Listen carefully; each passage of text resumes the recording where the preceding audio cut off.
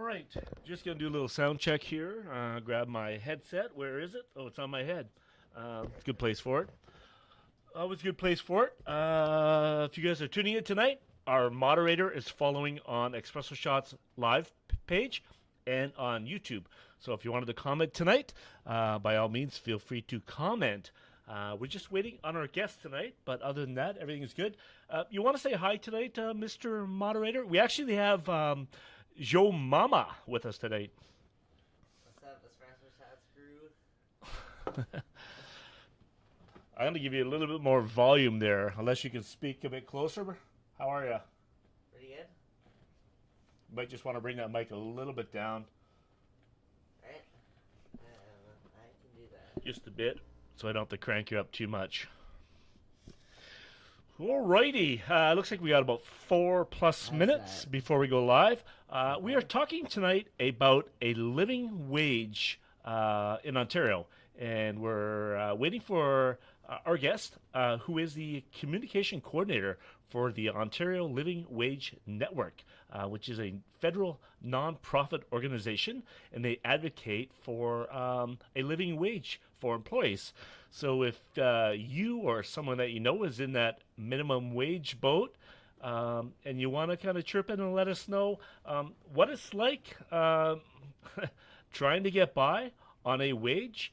Do you agree or disagree with a living wage? Do you think minimum wage should be scrapped? Are you for them? Should they be raised? How do we work around this? How do we make sure people have a fair shake in Ontario and in Canada? If you're tuning in from Canada, somewhere else than Ontario, or maybe you're in the U.S. and same kind of problems are occurring out there. So anyway, hang tight. We'll be with you very soon. Can I get another sound check from my moderator on the couch tonight? Yeah, for sure. Is that better? It's a little bit better, but I'm gonna turn you up. Alright, you do that. Go ahead again.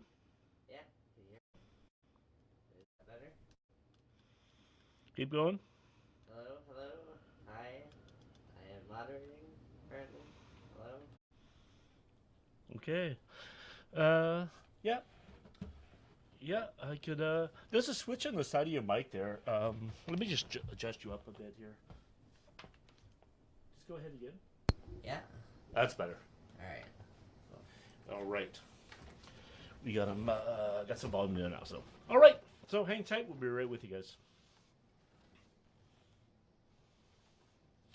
I think I'm gonna start singing the opening to the show. What do you think, Joe Mama? Go for it. I think you got a good singing voice.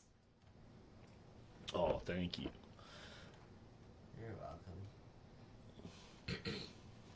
Joe Mama was one of our first guests on the Flannel panel, and I would say one of my favorite guests to date. I loved all of his comments, and I loved his hat. My hat.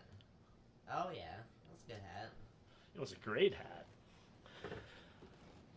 You ain't got nothing if you ain't got a good hat, buddy.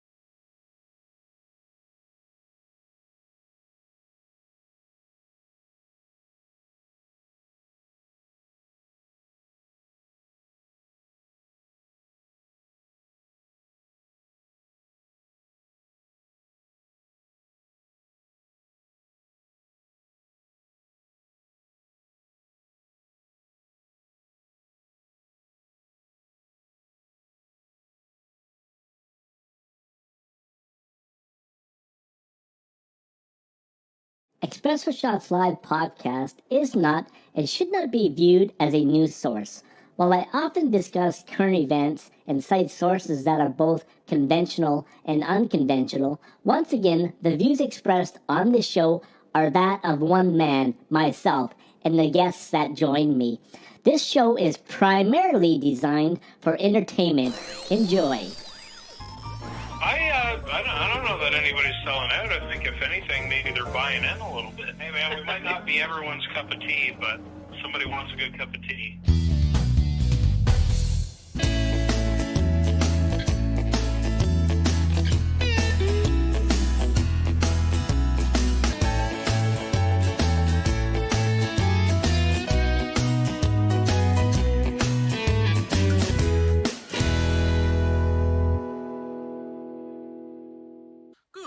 Wednesday evening. I'm Chief Meteorologist Happy McSunny, and I'm reporting to you live from the Westport and the Rideau Lakes area. The weather over the next few days is going to be quite nice. We're going to be, during the day, we're going to be in the pluses. But Sunday, we're going to see the temperatures drop again. It's going to be around minus 13, minus 15 on Sunday and Monday. You out there that you think you could do somebody else's job just because you have the tools doesn't mean you've got the skill. Back to you in the studio, John. Take a look at yourself. Take a look at yourself. It's not a good look when you're looking at yourself.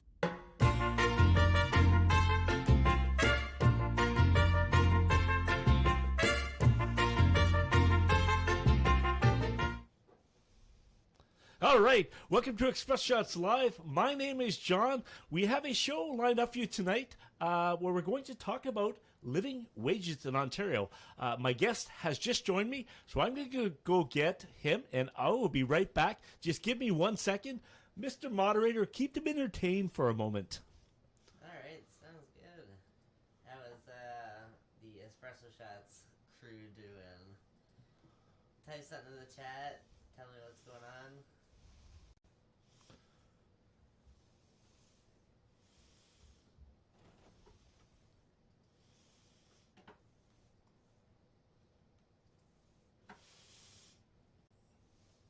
All right, so I have, I'm going to pull up my guests here. We're doing our introductions and everything as we go live here.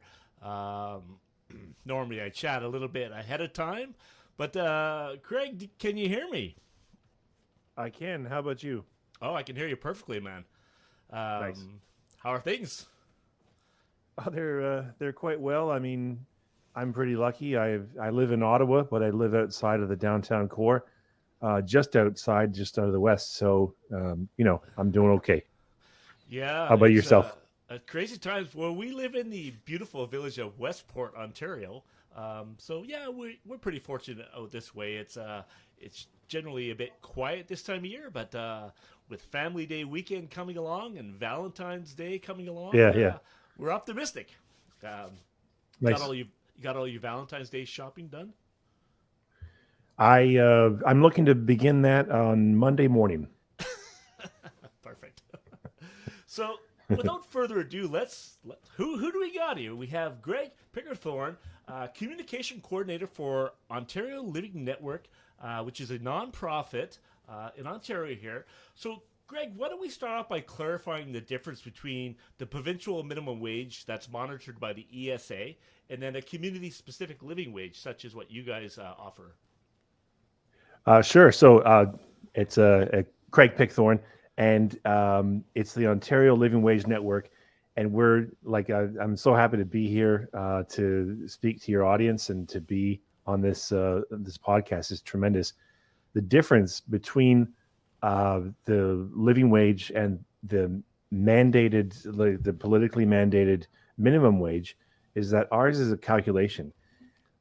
We actually look at different factors that or different bills that a worker would have to face.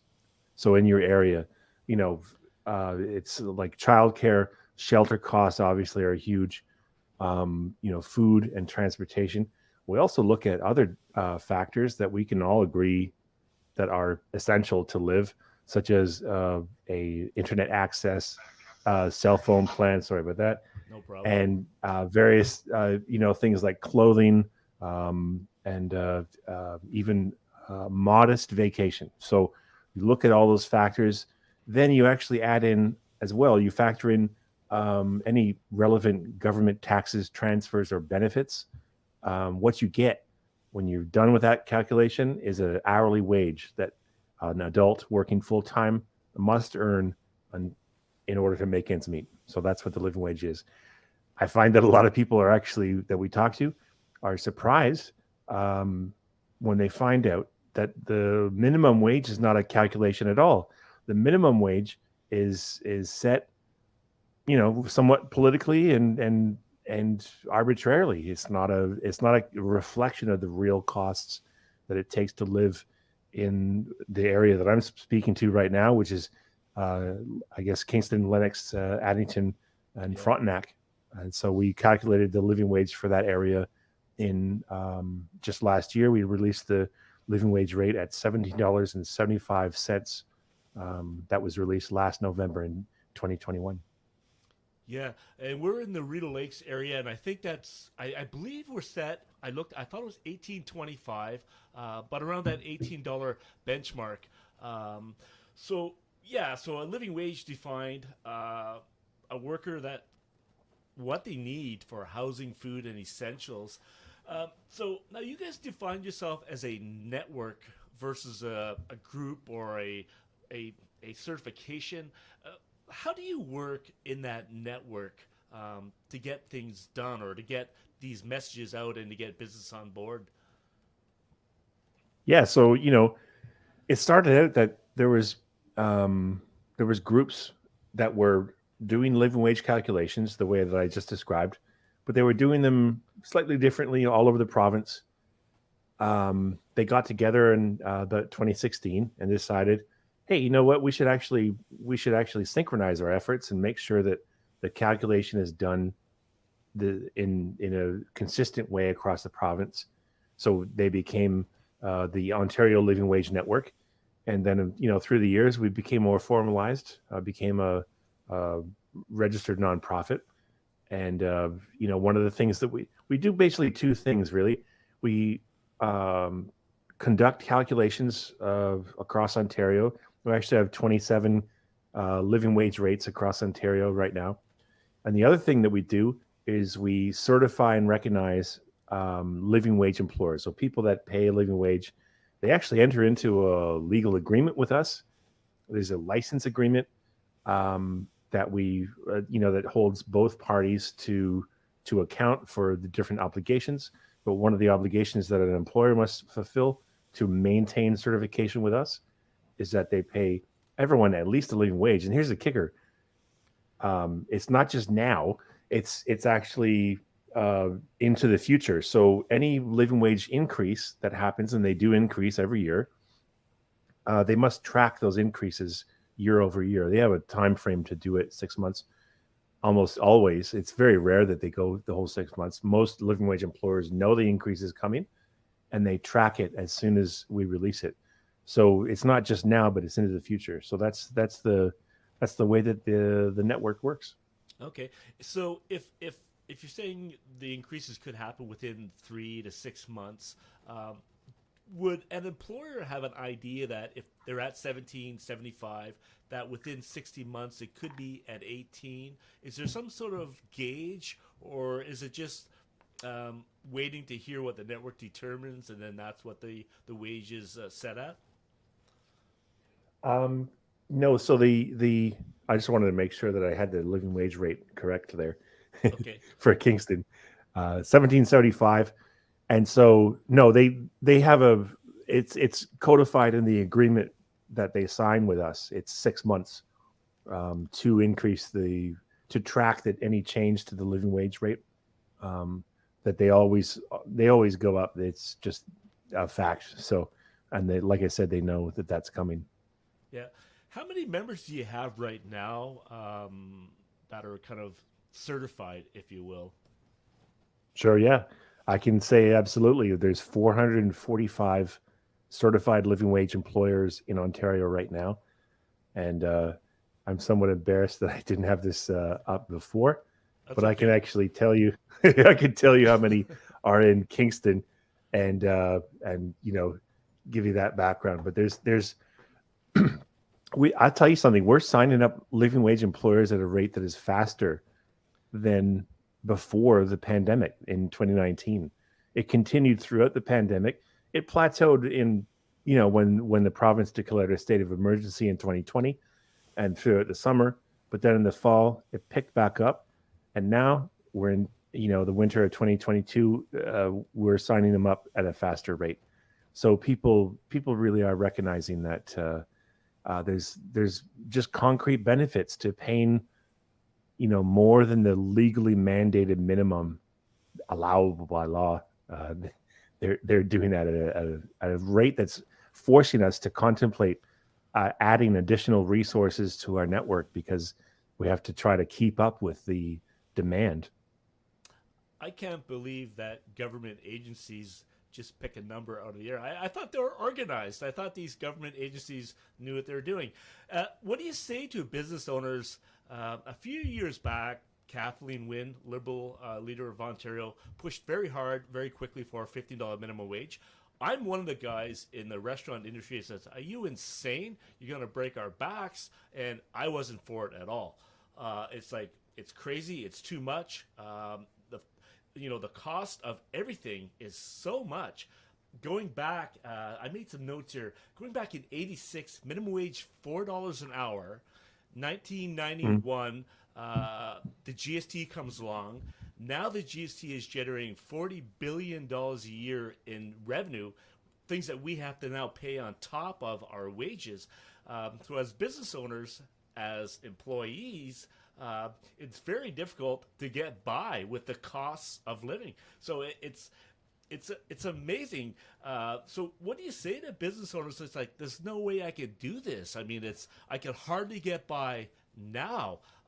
And because at the end of the year, there's nothing left. I'm living off a line of a credit. Well, I'll tell you, we don't actually for the most part, we don't actually recruit business owners such as yourself. Yep. Like you found me. You came to me. All right. You came to me asking me about living wage. That's how most of our employers find us. Actually, employers find our employers, certified living wage employers, are the greatest recruiters. They speak to, it's one thing for me, sitting in Ottawa, whatever, I'm going to talk to somebody like you that owns a business in Kingston about paying a living wage. But other business owners talk about the benefits of paying a living wage, about paying a wage that doesn't keep someone in poverty, and contemplating a business model that goes beyond just looking at labor as something to suppress, to keep down, as a cost to just control. When business owners talk to other business owners, here's what they say. They say, you know what, here's one thing that goes down. My cost for training and recruitment, right? Those are costs that a business has to incur. My cost for just the productivity goes up.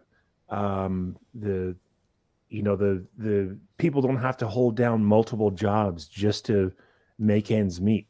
So what you find is for example, in I know it's not your sector, but like in manufacturing, we have manufacturers that say we had no idea how far off a living wage was from a minimum wage. We were looking to the province for leadership on that, and we've just found out now, when we looked at your numbers versus the minimum wage, that people need to have multiple jobs just to make ends meet. In manufacturing, that's a safety issue when you have fatigued workers showing up on the factory floor and stuff like. That's just one example. We represent dozens of sectors in our listings, and that's just one example. So yeah, that I would say to that that there's benefits that employers report when they look at, hey, do I really want to predicate my business model on holding someone in working poverty? I don't. So what's the alternative? It's a living wage. Yeah. No, those are great points and things that you don't think about, like safety is a good one when people are fatigued. Man, I work a lot with a knife, and I've cut myself so many times because I'm tired. And so, I mean, that's a small example, but you're right. If you're in a manufacturing position, What kind of coffee shop? I gotta visit this espresso shop. This well, is some guys running around with a knife, and what's happening here? Is it no, a butcher shop too? well, it's called the Cottage Coffee House in Westport. Okay. So we are a cafe, but we do lunches. So I do fresh sandwiches and all those things, and I prepare everything fresh. I don't have anything pre-made, so I'm cutting things to order. And when Oh we're yeah, busy, yeah. I'm cutting things faster to order. So I mean, I have to be alert. I have to be, and my staff the same thing. If they're they're working with hot coffee or whatever they're doing, you're right. They have to be kind of organized. Let me ask you this question. So you're right. You didn't come knocking on my door. I searched for you because I do believe that the time has come that people do need to be able to live and build and grow. Before I chatted with you, I just got this app called Zello, I guess it's called.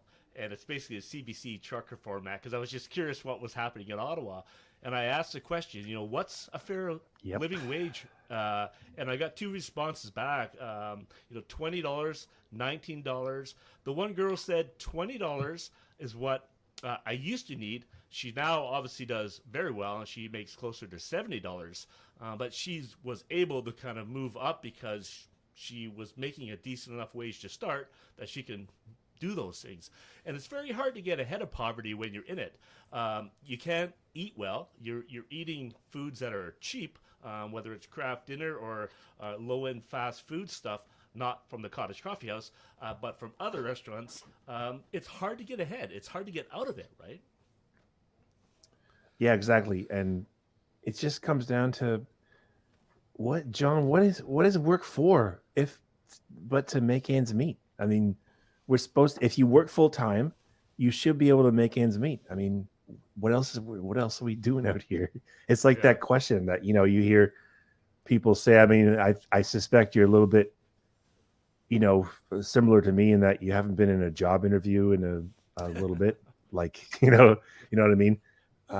But people in job interviews report things, getting questions like, why do you want to work for XYZ us company?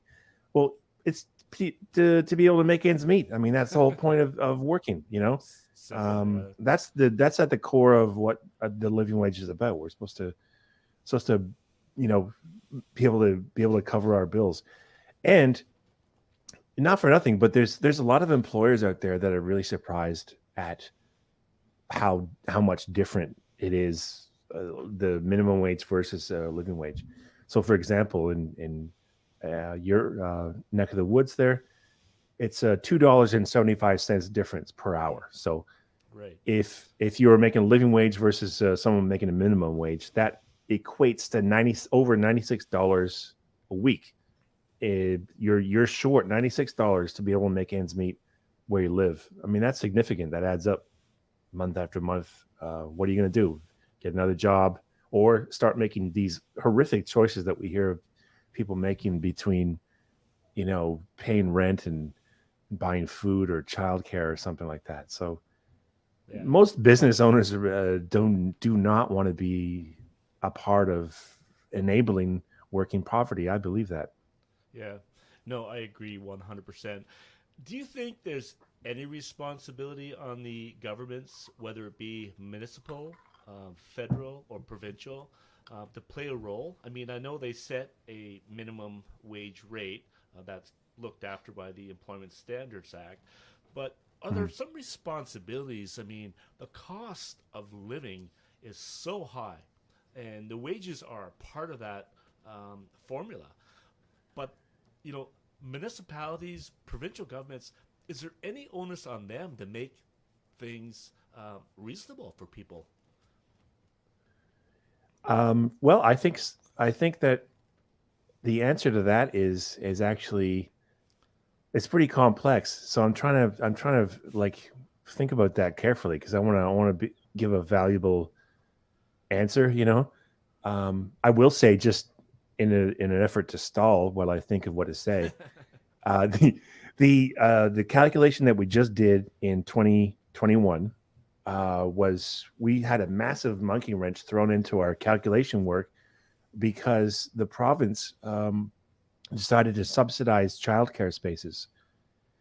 And so what that did was, to individuals. So if you have a child in child care, you got a subsidy directly. And so childcare is one of the largest. It's one of the big four, right? So childcare, housing, transportation, and food are the biggest costs that we have to look at in each individual community. So with the introduction of the child care subsidy, that really threw things awry, because our calculation then was starting to come in lower than previous years. Now, we know that the cost of living has gone up across the board, so we don't want to start releasing living wage rates that are lower. So we knew we had to take a look at what was causing that. Of course, it was the child care subsidy. So the big story there is that government, which is really us. I know that sometimes government is a four-letter word, but it's collectively, if we decide to use our collective purchasing power to control the affordability of something that's really, really big that a family faces, which is childcare. If we decide we're going to make that affordable together, we can do that through things like subsidies or through things like regulation, or a combination of both. And I know that's going to be unpopular with people, but it just is what it is. Collectively, we could decide that we're going to make childcare affordable, and it happened. Quebec has had $7 and $8 childcare, single digit childcare for a while now. It's the envy of the country. We've just sort of secured, in a way, $10 a day childcare here in Ontario. So I think that that's proof that government can actually decide, hey, we're going to make sure that this is affordable, so that you don't have to hold off starting a family if you want to, because childcare is going to, break your back. So it's possible. And I think that government does have a role in that. Yeah, and you're right. Keeping them accountable and asking for those things. I guess I always come back to the, where's the carrot, where's the incentive for the business owner, other than the feel good and it's the right thing to do. They're happy to tax the heck out of us on a municipal level and make it tough, especially in this area. We are a seasonal business, so come December, January, February. I always say, how do you survive a business at Westport? Three things: a good attitude, a good summer, and maybe a good line of credit. Some years, and the last couple have been a good example of that. But it's, you always want some sort of financial recognition to make it worth it, and ideally, if your sales can go up because your productivity is better, I guess that's the real payoff. I suppose so. And, like, I just go back to what our certified living wage employers, of which I looked it up while you were talking, but I was totally paying attention to what you were saying. That's good. 17 certified living wage employers in your area.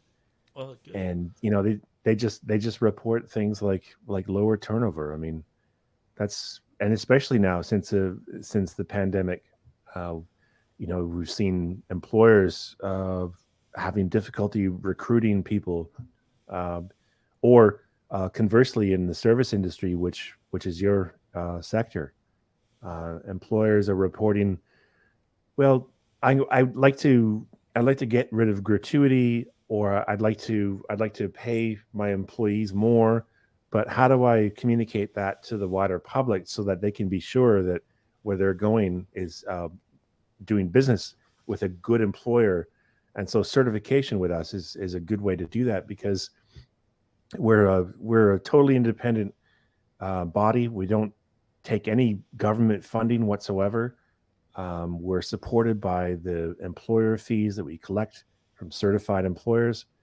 and from some philanthropic sources, but we don't. So we have nothing to do with the government. We're totally separate. Yeah. And when you see that stamp, that the living wage, decal on the window or on the website or whatever, that means that they have entered a legal agreement with us to pay everyone at least current living wage. Yeah. That's great. And I'm glad you did touch on gratuities because, again, in my sector, if you will, gratuities are expected, and that's how they justify paying waitresses less. But gratuities seem to be showing up everywhere now. I got my oil changed the other day, and it says, "Would you like to leave a 20% tip?" No, I would not like to leave a 20% tip. I came here because I know what the price is, and now I'm feeling guilted into tipping these people who probably deserve it. But it didn't make me feel very good. And I would feel much better if I didn't feel required to tip, knowing that the people that are serving me are being looked after. Yeah, and like I got to admit, I have no background in the service industry, hardly, or in the food and beverage industry where there's gratuity. I have no background in gratuity, and so I had no idea its origins. So like a lot of people, we found out that in the last couple of years, its origins is just horrible, like in slavery, and its origin is in the Restoration period in the United States, and Jim Crow, and it's just at the same time, however horrible its origins are, we never want to be in a position where we're advocating for less income for workers. So honestly, John, it's a real challenge to navigate with restaurants, how to get rid of this practice. Which, by the way, I don't know if you ever. I went to Germany a while back. Just went through the airport on my way to Istanbul, and you go to Frankfurt airport, and you just stop and have a little bite and a drink or whatever, and I just instinctively put down extra for a tip, and they looked at me like I was crazy, of course, because I didn't know at the time because I was too young, whatever. That yeah, this is not normal. We have to stop thinking of gratuity as just the norm. It's not the norm. Most of the world does not do this practice, and when we certify a restaurant or other establishment that's typically a gratuity workplace, we certify them because they pay at least a living wage. That's not a living wage that includes gratuity. That is a base living wage. So it's tough, and it's a learning process for us too. Yeah. And I would think the governments would be quite happy to get away from tips because I don't think most people report tips as income. But if they are paying a living wage, at the end of the day, the government is getting their fair share for that employee to help pay for the programs such as childcare and roads and those kind of things that we all need. So I would think that they would be happy to move away from that. But it's tough. Like you said, it's challenging. I don't even, what, I gotta admit, I don't have any time for there's a lot of people, I'm not saying you, John, but there's a lot of people that make that argument like they're not claiming those tips. I don't put my hand in anybody else's pocket. No. Like, do what are you going to do with your tax decisions? I don't care. Like, I think that's probably a blown up myth, and that's probably something that is it. It actually, not probably, it is a narrative that comes from places like that advocate for small businesses, even though they are funded by big businesses. If you take my meaning. Yeah. The problem is not tax revenue that's lost from service workers. That's not a problem.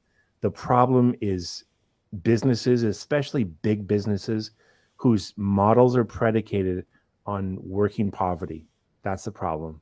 And there's a lot of voices in the world that would have us focus elsewhere when that is really where we should be focused. Yeah. Awesome. What a great conversation. I love it. Walk me through. I'm a business owner. I'm watching the show tonight. It's like, I want to check this out. I want to do this. What does the process look like? I send you off an email, and then what happens? Does some squad show up the door with contracts, and and what happens there?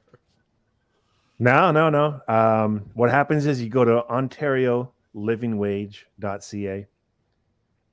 You click on the Become a Living Wage Employer button at the top, and you just fire us off a note. There's a little form there. You put in your first name, last name, email.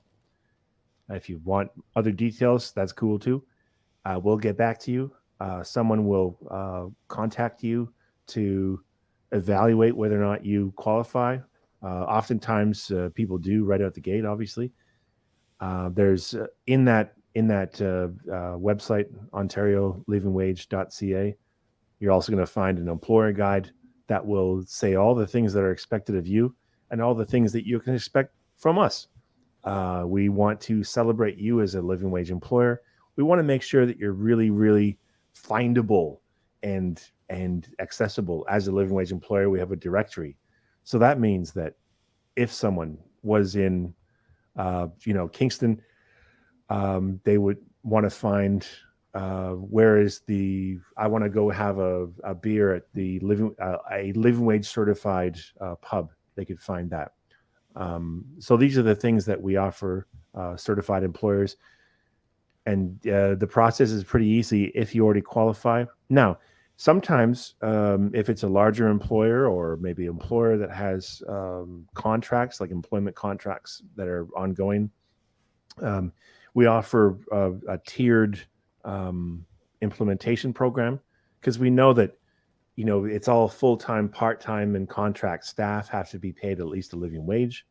Sometimes those contract staff, that's up for renewal in a couple months. So we offer a phased implementation as well, because we're sympathetic to the fact that you can't just all of a sudden bump up wages just like that. So most important is to get on board, get into the program, and then become recognized. Because like I say, when employers oftentimes become the best recruiters, and the people that they interact with, be it the general public or other business to business employers, they see, I see you're certified living wage. What is that? So it's a process that often gains momentum through employers like that. Yeah. Quick question from somebody. Brad wants to know. Let me pull this up here. I have it up there. Oh, go ahead. Oh, this is live? I didn't know that. Oh, yeah. This is being recorded. Yes, that's live. Oh, stuff, okay. Man. Cool. We don't mess around on the Flannel panel. Go ahead. Yeah. You had an incredible intro and everything like that. I thought, I guess they're just doing this to tape or sorry. Anyways, go ahead. Sorry, No worries. Brad. So, Brad Purcell says, not an employer, but this is very interesting. Are these companies listed somewhere for the irregular Brad to view? So he wants to know how he could find. You mentioned it earlier that there's a way. So he's asking how he could locate those companies so he knows. Yeah. Okay, so you're gonna hit up, and if I was more better at this, I'd just type it in the chat here. I'm gonna just say it. It's OntarioLivingWage.ca/directory. So There you go. But you go to that main website; it's right up there. I will add a link to this afterwards, so that is available easily. If you are watching and you want to go to that, you can check it out. Matt, I appreciate your time tonight. This is great. And anybody out there watching that wants more information, or if you're in that position where you've been thinking maybe you want to make that jump and try to do it, I'm in that boat.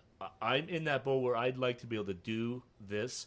And we've talked before, and I do appreciate you coming on the Flannel panel.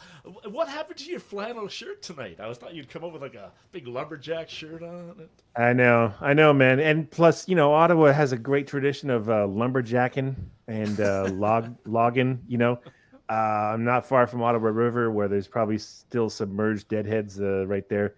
So yeah, you know what? I was conflicted because I don't have any flannel shirts, but I do have a pair of flannel pajama pants.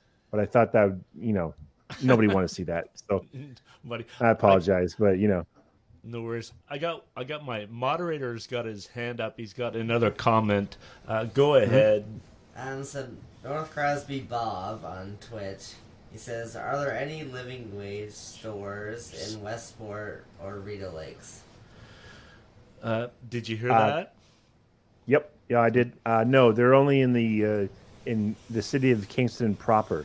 So we really look forward to adding more living wage employers in the Westport area. Rita Lakes area. Yeah, Rita Lakes. So we add employers every week to the directory. So we look forward to populating the map with some in your area. Awesome. Well, I appreciate your time. Maybe just throw your name and website out one more time in case somebody missed it, and then we'll say our farewells, and we'll be in touch. Sure. And I also just real quick, I want to compliment you on your glasses. I think we have this exact same pair. Oh, yeah? I'm not sure. They're pretty close. It's blue. Yeah, I think they're actually the exact same one. So good taste in glasses, John. And yeah, once again, my name is Craig Pickthorn. I'm the communications coordinator for the Ontario Living Wage Network. And you can find out more at ontariolivingwage.ca. So before we end, funny story. I'm wearing a hat tonight. It's got my name on it. I was growing my hair out, much like yours. We might have looked the same, actually. Okay. But I decided this morning, how hard can it be to cut your own hair? Can't be that complicated. So I cut my razor, and I set my little thing to 3, and I did a zing. I was like, wow, that's really short. And so then I was committed, so I finished doing that. And then my wife saw me and quickly brought me to the basement and fixed my hair. Well, I mean, hey, tremendous. And I can see that she did a great job. I know. Anyway, thanks again for your time. We'll be in touch. Thanks for joining us on the Flannel Panel. Thank you, John, and thank you for all that are watching and Points Beyond. Right on. Cheers. What a great conversation. What a great guest. Maybe we'll have him back and chat a bit more. If you want to learn a bit more, check him out. I think that's all the comments we had tonight, and that's good. Lots of information. Great show. Tune us next week where we have a new guest, and we'll roll.